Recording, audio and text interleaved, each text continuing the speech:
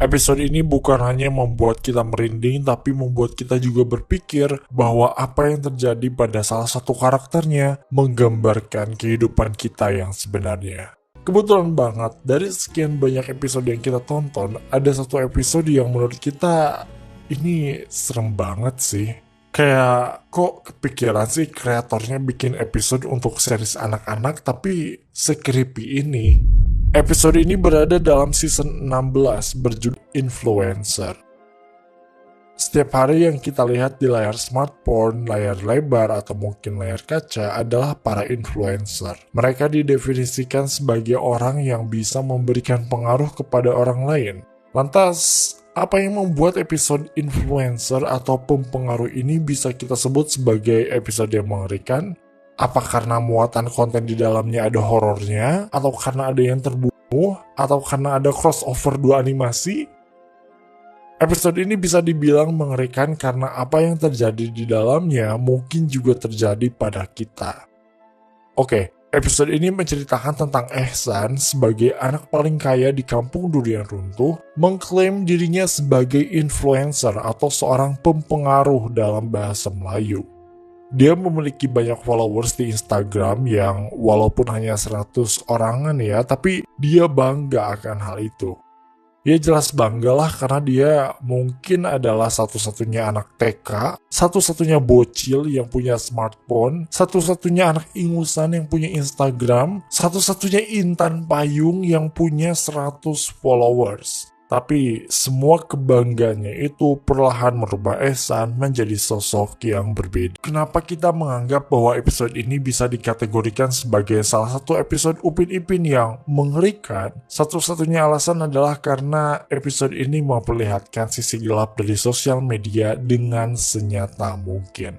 Walaupun episode ini tentu saja diperuntukkan bagi anak-anak, tapi siapapun orang dewasa yang juga menontonnya pasti akan melihat betapa konten yang ada di dalamnya diperuntukkan bagi orang dewasa.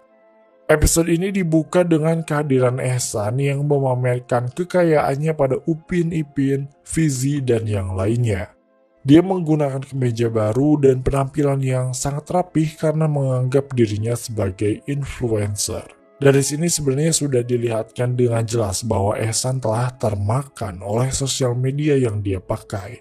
Dia begitu peduli pada semua komentar dan menganggap hal itu adalah satu-satunya yang penting dalam hidupnya. Saat kita melihat postingan Ehsan, kebanyakan yang dia posting adalah flexing. Dia memamerkan kemeja barunya dari London, saat liburan di negara lain, hingga makanan enak yang dia makan. Ia berharap orang-orang bisa meniru apa yang dia lakukan. Tapi, apakah kalian tahu apa yang lebih mengerikan dari itu?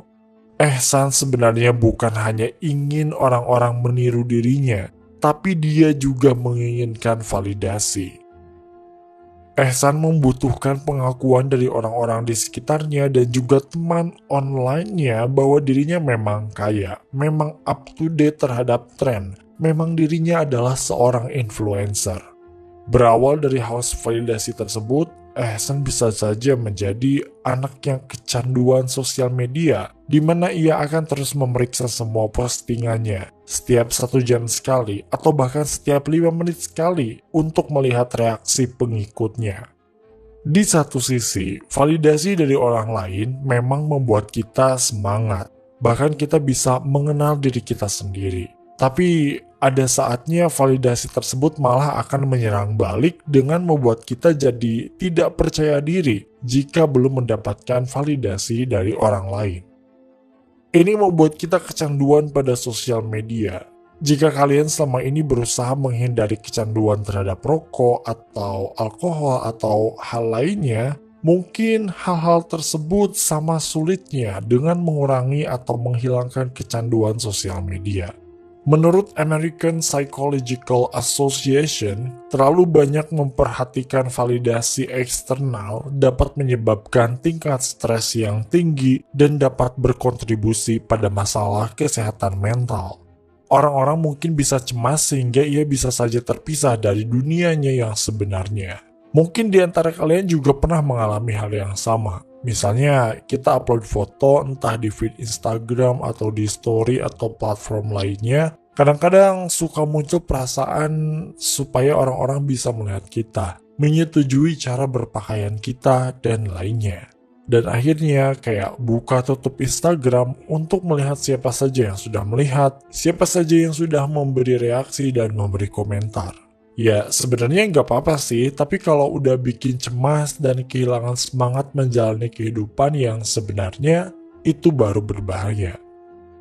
Cerita berlanjut ketika Upin dan Ipin juga ingin menjadi seorang influencer. Mereka mengatakan hal ini pada Kak Ros karena mereka baru sadar bahwa Kak Ros ternyata termasuk ke dalam kategori influencer juga. Nah bedanya sama Ehsan, Upin Ipin ini untung ya karena masih ada Kak Ros yang belum ngasih mereka HP dan bermedia sosial. Beda sama Ehsan yang ternyata sama bapaknya sendiri diajarin gimana caranya jadi seorang influencer. Agak lain nih bapaknya. Dampak paling mengerikan dapat kita lihat di keesokan harinya saat Ehsan mengantuk di kelas. Semua teman-temannya heran kenapa Ehsan bisa selelah itu di pagi hari. Rupanya dia mengatakan bahwa dirinya sibuk bermedia sosial hingga larut pagi. Di sini sebenarnya kita agak curiga ya sama bapaknya Ehsan karena ya kenapa anak dibiarin gitu loh, dibiarin begadang sampai pagi. Sebenarnya dia tuh kerjanya apa gitu ya sampai anak tuh nggak keurus. Kenapa dia bisa sesibuk itu? Di sisi lain, ini adalah tahap lebih lanjut dari kecanduan sosial media. Orang-orang bisa menghabiskan waktu berjam-jam hanya untuk scroll media sosial. Penelitian membuktikan bahwa media sosial memang bersifat adiktif, seperti yang kita sebutkan sebelumnya. Mereka nggak bisa lepas dari yang namanya smartphone.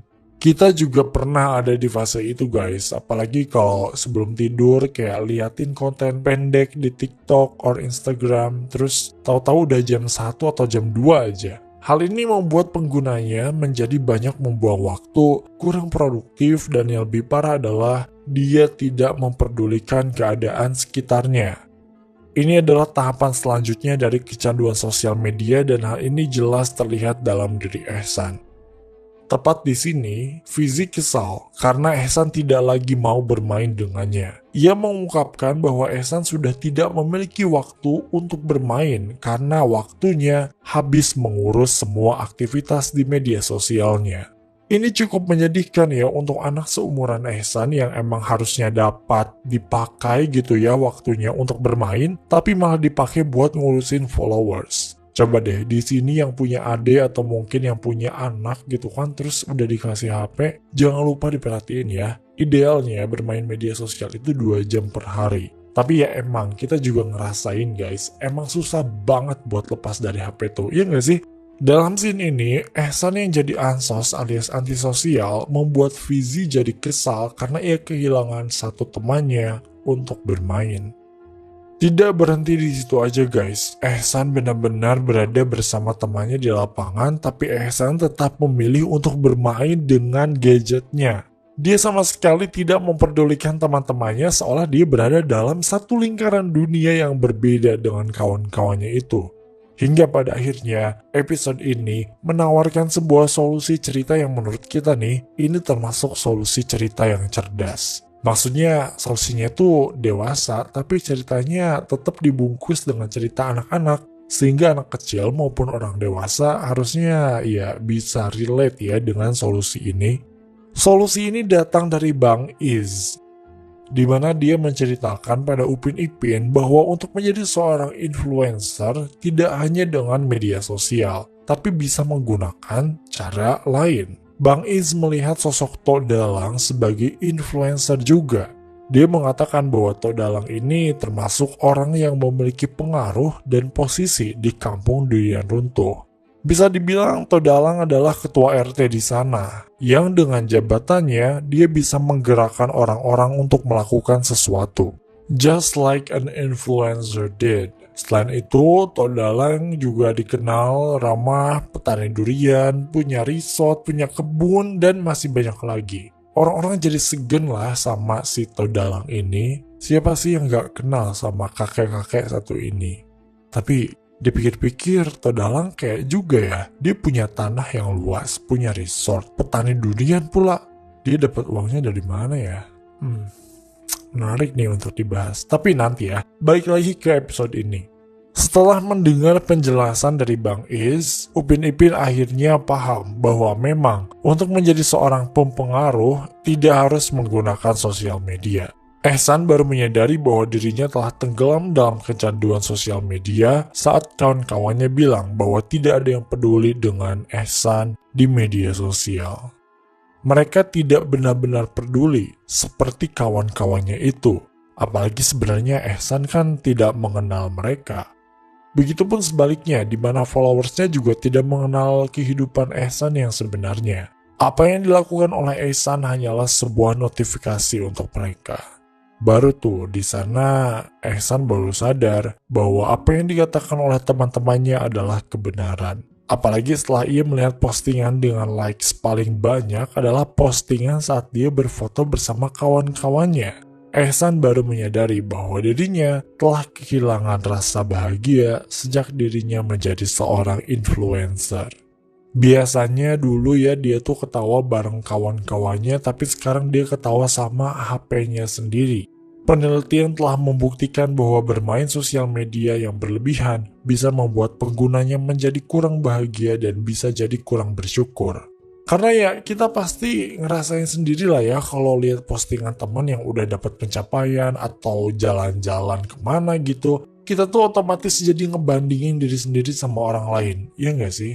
Jadinya kayak kepikiran kok bisa ya dia sampai ke titik itu? Kok bisa ya dia kayak gini? Kok bisa ya dia kayak gitu?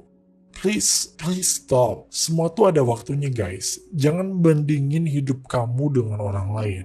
Bulan dan matahari tidak ada perbandingan di antara mereka karena mereka akan bersinar ketika waktunya tiba. Paling enak tuh emang bersyukur dengan apa yang kita miliki. Bukan berarti diam dan tidak berusaha ya, tapi coba deh kalau kalian nikmatin setiap detik, setiap momen bersama teman, canda tawa yang gak bisa didapetin di media sosial. Itu tuh kalau dipikir-pikir adalah salah satu cara supaya kita bisa tetap waras di tengah kondisi dunia yang sudah gila ini.